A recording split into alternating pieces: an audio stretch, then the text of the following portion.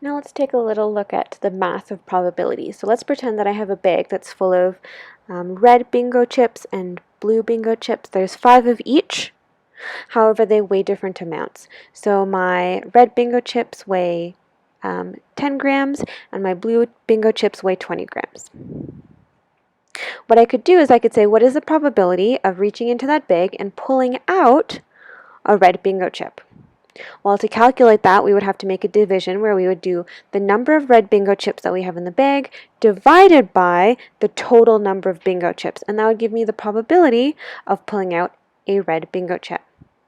Using numbers, well, we would have 5 divided by 5 plus 5, so 5 over 10. So there's a 50% probability if I take out one bingo chip that I'm going to get a red bingo chip. We can graph this probability using a bar chart.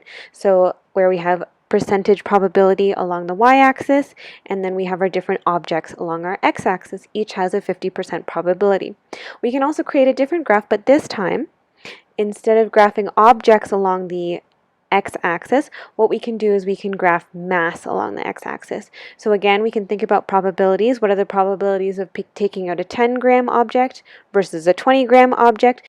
And hopefully you can see that the probabilities are the same. So we have a 50% chance of taking out a 10-gram object and a 50% chance of taking out a 20-gram object.